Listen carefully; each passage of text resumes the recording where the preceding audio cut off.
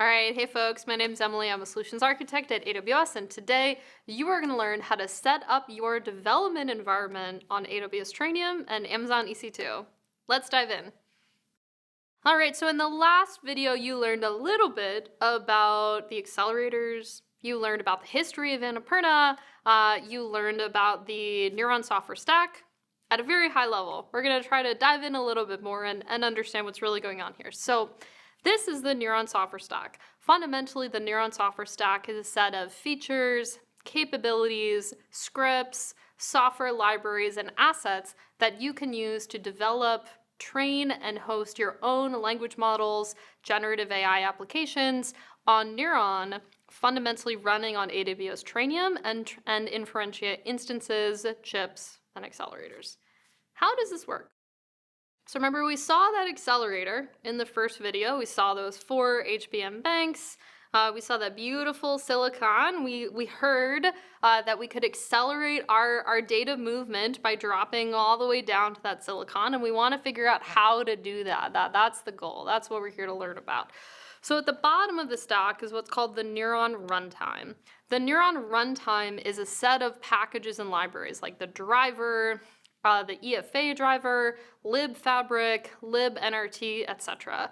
This is the lowest level in the Neuron software stack, and it ensures that your content is being executed the way you intended. The way you're going to control the Neuron runtime is through the Neuron compiler.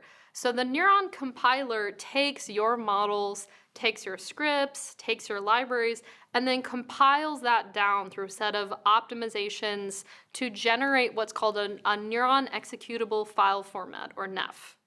Your models, again, go into the compiler, the Neuron compiler. The Neuron compiler generates the NEF. The NEF is then sent to the Neuron runtime, where it actually executes on the devices directly. So when you're writing your Python programs, when you're writing your PyTorch programs, you're going to start at a higher level. You're going to start with PyTorch, and you're going to use PyTorch XLA, Accelerated Linear Algebra. XLA is a compilation format within PyTorch that enables faster movement, essentially. We take the PyTorch models that you've defined and then compile them to ultimately run on the Neuron runtime. The intermediary between PyTorch XLA and the Neuron compiler is this PJRT. So PJRT is a lowering in PyTorch XLA that initiates the start of the Neuron compiler. And so when you're developing your PyTorch XLA projects on Trainium and Inferentia, you're going to land them through PJRT. You're going to hit the Neuron compiler. The Neuron compiler is going to crunch your models. It's going to optimize your loops. It's going to tile your programs. It's going to generate the binary Neuron executable file format, which includes the instructions and the scheduling, which are then passed to the Neuron runtime for the execution itself. So most of that you don't necessarily need to worry about from day one. You're going to start at a higher level. You're going to start with PyTorch and PyTorch XLA. To make it even easier for you, we develop and maintain a number of libraries that you can use to train and host language models out of the box. These are available through Neuron X Distributed, NXD. So NXD has 3 capabilities. There's something called NXD Core, which is a distributed framework for your PyTorch models. So when you're defining your modeling library, when you're defining your models, you're going to be importing PyTorch linear layers, for example. Instead of importing those from PyTorch, you can import them from Neuron X Distributed. So you can just use our linear layers instead of the PyTorch linear layers. The reason why you want to do this is because we can shard your model for you. So we can help you test out different TP degrees. We can shard the model across all of the available accelerators to improve your MFU and improve your compute utilization, in addition to many other performance KPIs. So NXD is a great low-level framework that you can use to shard your models.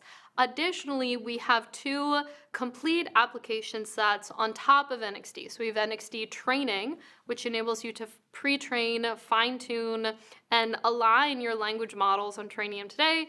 And we also have NXT Inference, which enables you to perform inference with those language models on Trainium and Inferentia. We're going to dive into all of those details as we go throughout the series. So don't worry, I'm going to refresh this many times, and we have a lot of content that you can use to learn about each of those pieces step by step.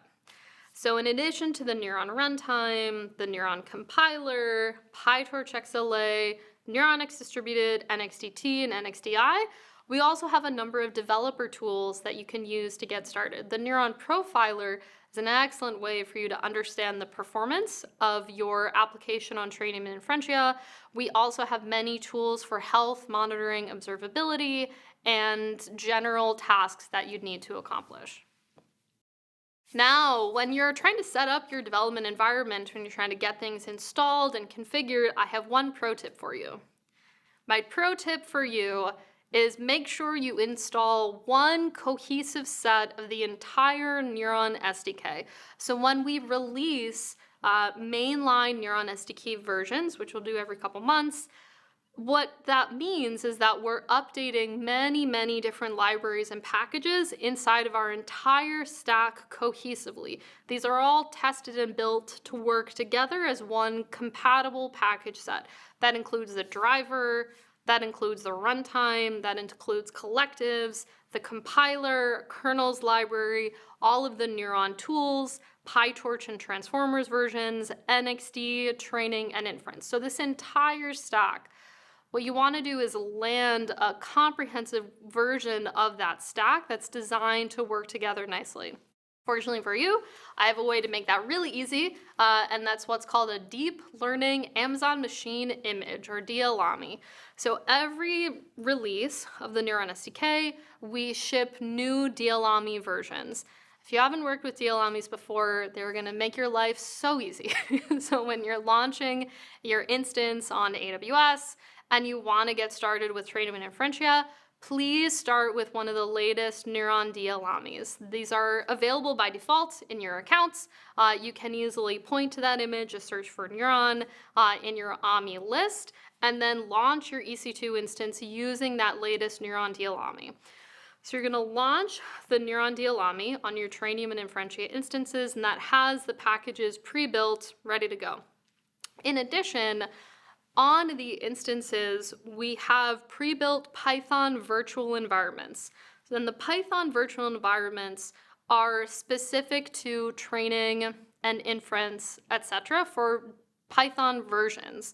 Normally the most recent version of Python and the most recent version of PyTorch specifically. All you need to do to get a working build of training and inference is to activate that virtual environment. So you're going to launch your instance, you're going to use the DLAMI, you're going to log into that instance, and you're going to activate that virtual environment. Once you've activated the virtual environment, you have a complete set of the Neuron SDK that's ready for you to develop with. So let's look at this step by step.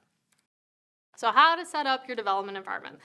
So step one, if you haven't set up an Amazon development environment before on AWS, the first thing I want you to do is request vCPU quota, actually. So this is a way for you to tell AWS that you want to work with instances. And so specifically, you're going to request vCPU for Trainium or Inferentia instances running on demand.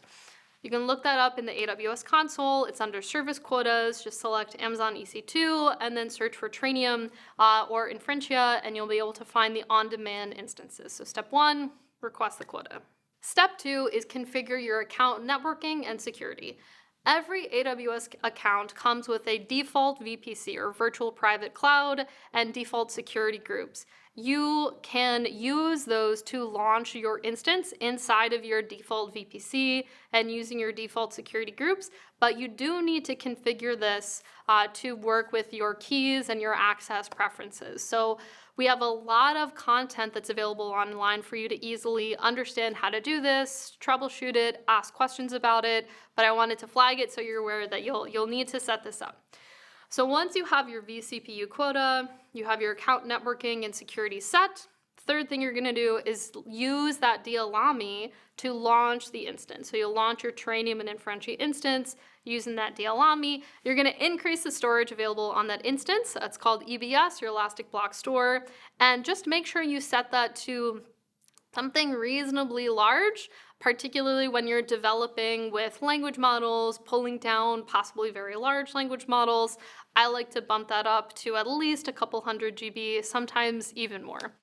Now that you have your instance provisioned, along with the correct storage, connect to that instance using your preferred means. We have lots of different options for how to connect in, whether that's SSH and running a Jupyter notebook, SSM, using the console directly, using any of the development environments that you prefer. Many, many different ways you can do that.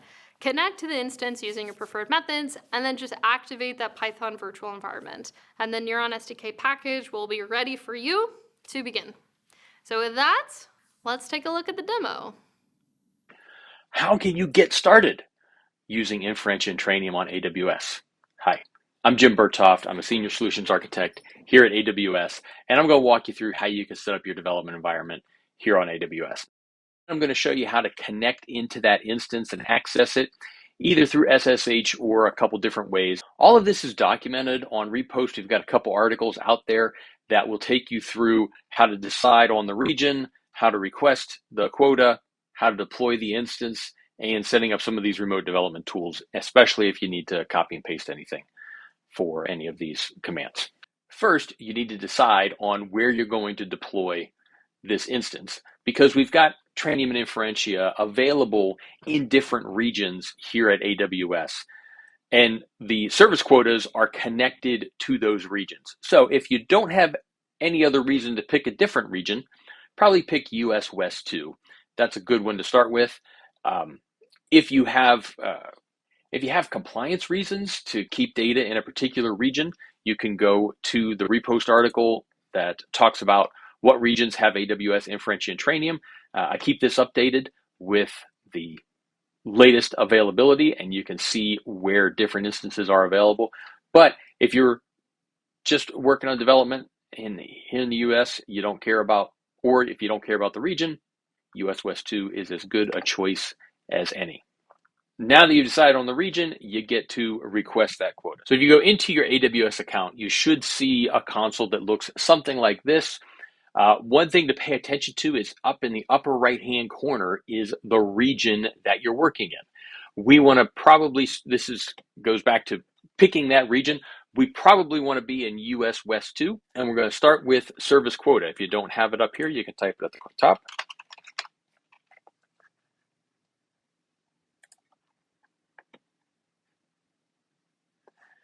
And the service that we're looking for is EC2. Amazon Elastic Compute Cloud, and click on View Quotas. If you search for INF, you'll see running on demand INF instances. You can see there's a default value of 0. I have a higher than the default value, but we can click on that. Request an increase. And remember, this is for the number of virtual CPUs that you'll be deploying. You can see in a Repost article what each instance size has in terms of Inferentia or Trainium, but at a minimum, you'll probably want to request 32. So you put in what you want the quota increase to be, you click on request. It might take a little bit of time for this to get approved. If you have any problems with it not getting approved or with the request getting rejected, then reach out to your AWS representative or team member that you're working with. And then we also want to request Trainium instances, and we want to make sure we're looking for on demand. Don't pick dedicated. You might want to pick spot if you're interested in using spot instances, but remember, while they may be less expensive, they also can be taken away from you at any point. So for most of the time for the development machine, you're going to be running on-demand TRN instances. And for the quota value here, we want to make sure that you are requesting at least 128. That will get you a single TRN 32X large. You can deploy a smaller instance with 8 vCPUs, but you want to get at least 128. If you're going to be working on a cluster, then requesting a higher amount based on the number of machines that you're going to have in the cluster. And keep in mind, for the service quota, this is not something that you pay for. You're only charged when you deploy those instances. And so requesting a higher quota than you need is not going to cost you anything and might come in handy later on if you decide to deploy more instances. All right, so once you have your quota requested and it's been fulfilled, you can come into your AWS console and you can deploy an instance. Now, again, you want to make sure that you look in the upper right-hand corner at the region, and then that is going to match where you've requested the quota. Otherwise, you'll get an error.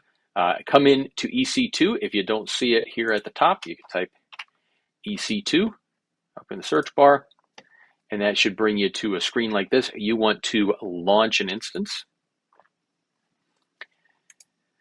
Give it a name that makes sense to you. And then we want to pick the image. So this is the application, the OS that's going to be installed. You'll see the Amazon machine image. We're looking for the Neuron machine image. You can type Neuron into that search, and I recommend the Ubuntu. Select that. And this will give you the latest version of the SDK. Then you need to scroll down and select your instance type. We're going to type in TRN. That'll show us the Trainium 1 instances. We want to pick 2x large if you're just doing some console development. You might need a 32x large if you're doing model training or deployment. A TRN1N is something with extra networking throughput that you only need if you're going to be doing more than one node. Let's pick a TRN2. Now we need the key pair. This is what we're going to use to log in to the instance later on. If you have a key pair, you can pick it from your download. If you don't, you can create a new key pair. Give it a name. Make sure it's something pretty straightforward, probably just letters. RSA and PEM is fine if you're going to be using it in OpenSSH on a Mac, or Linux if you're going to be using it with PuTTY. For a Windows machine, you can grab a PPK file. All right, next is the network settings. So first, we've got to figure out where we want this instance to be. Next, we need to make sure that we're going to be able to access it. Depending on whether you are using an existing AWS account or whether this is brand new, you may have some different choices here. So we want to make sure that if you don't have a reason to pick anything else, you want to use the default VPC. I'm going to click on edit here to show you. We're going to use the default VPC. If you have an existing subnet, you can use that. If you do not have a subnet, you may need to create a new one. And then the public IP address is great. You can have that auto-assigned. If you have a security group, this is what's going to allow you to access the instance, because we can have a public IP, but we have to allow traffic into that public IP. So you can create a new security group, or you can select an existing one if you already have one that's going to allow SSH traffic from your site. Let's pretend that you don't. We're going to give that security group a name, and we're going to make sure that we allow SSH traffic from either anywhere or my IP. So if you are accessing this from your house or from an environment where you're probably going to be coming from a static IP or a particular subnet, you can set that up to restrict traffic only to your IP. Otherwise, you're going to have to allow this in from anywhere, or you have to go in and update the security group every time you want to allow traffic in. Remember that you've created that security key ahead of time. The risk is small, but we always like to restrict that traffic if we can. Again, if you don't have a fixed IP that you're going to be accessing it from, you should set that to anywhere. And then we've got the storage. How much space are you going to need?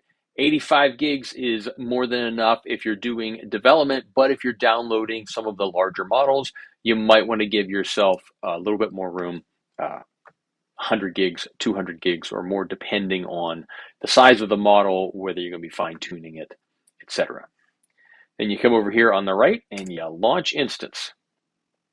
Once that's done, you can either click on this, or if you go back to EC2 in the console, you should have now an instance running, and you can click in from here and see your instance ID. When you click in on that, you will find the public IPv4 address. Grab that because we're going to need it for later. So I'm going to SSH. I'm going to add that key pair. It should be in my downloads directory. And now I need to use the user, which, if you deployed the Ubuntu image, should default to Ubuntu. Otherwise, it might be EC2 user. And we can put in that IP address that we copied before.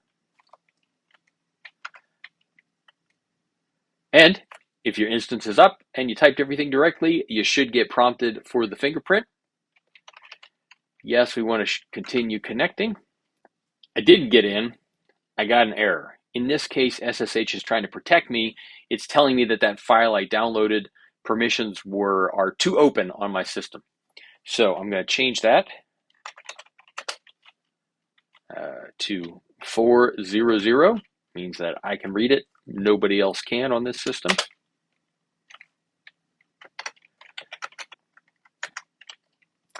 Now, let's try that command again. Sure enough, I got in. You can see in the welcome message that we've got a number of different pre-built environments. So I'm going to scroll up here. You can see this is the deep learning AMI that I'm using. And these are the instances it's supported on. And we've got a couple different environments here. A lot of times you're going to want to just use the PyTorch environment. If you're doing model development, you might want to use the NXD I or the NXDT, depending if you're doing I for inference or T for training. Do a little bit more setup after that, or one of these other environments. The default PyTorch is probably what we want. And you can see we can just run this here. And you'll notice my prompt changes. That means that I'm now in the Python virtual environment with the libraries already installed. And if you want to test it out, you can always run Neuron top. It might take a little bit to load, especially the first time, because keep in mind that this image is being deployed onto the AMI, and there's a lot of times where the first time you're using certain libraries in Python or certain utilities, it may take a little bit of time to hydrate, if you would. So take a look at the top. You can see Neuron top, we're running on Trainium 1 2x large. I can see I've got these Neuron devices. It also tells me that I've got all my software installed and running. Now, I'm going to show you another way that we can access this. For instance, VS Code, we can use a remote environment. So from here, I can do it's a Shift Command P on the Mac, and I want to do a remote SSH connect to host. He's going to ask me to pick a host. This is a brand new one, so I'm going to want to add a new SSH host. I'm going to type the same command that I did before. Make sure you give the full path to your key. You might have to come back here and copy. Again, SSH -I, path to your key pair, Ubuntu at the IP address. Keep this in your config file. Down at the bottom, host added. Now you can connect, and you'll see down at the bottom it will set up a VS Code server, and that will let you do some remote development. You can come over here, open that folder, inside of Ubuntu. Of course, you trust the authors. You can see now this is my home directory. If I want to do a terminal, I use Control and Tick, but there's other ways you can open the terminal. Or if you're running a Python file, you'll sometimes have a little play button in the upper right-hand corner, and we might need to open that virtual environment again. So, source, everything's in /opt, AWS, Neuron X. Make sure you're using the Neuron X environment. VENV, PyTorch 2.6. Again, this is for the default. Bin activate. There we have it. Now we can do some testing in here. We can open up a new text file. So you can still use all of your VS Code plugins like Amazon Q. If you installed it locally, now you can just install it into the remote server. You'll still go through the same authentication process. And then the last thing that you may want to do is run a Jupyter Notebook on your server. You can do that by mapping a remote port from the server to your client with this command from the repost article. To run that Jupyter Notebook, we need to first map a port from the EC2 instance to our local machine. We're going to need the path to this key pair, so make sure that you grab that, or you can type it because you can't use autocomplete, depending on your prompt. You can grab this from the article that we have on repost. Change that path to where your PEM is located. And then we're going to need that EC2 instance IP address. If you don't have that on your clipboard or you don't remember what that was, you can log back into the AWS console, go into EC2, go to those running instances, click on that instance detail and grab that IP. Now again, what we're doing here is we're mapping port 888 on the EC2 instance to port 888 on my machine. That should complete successfully. Now we need to connect in to that remote instance and start the Jupyter server.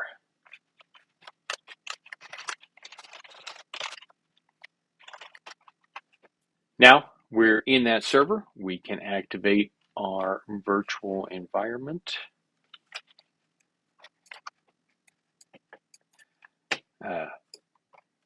Again, copy and pasting from the repost article. You can launch that Jupyter Notebook. I like to use no hup. That means no hang up. That means even if I disconnect, it's going to keep running.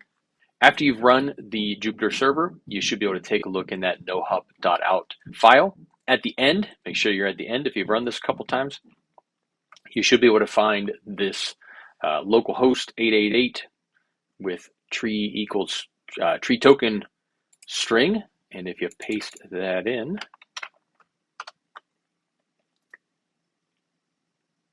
that should take you directly into the Jupyter Notebook. Now keep in mind, this Jupyter Notebook is running on the EC2 instance, which is what you need to access those Inferentia and Trainium devices. Thanks for your time. Hope this was helpful.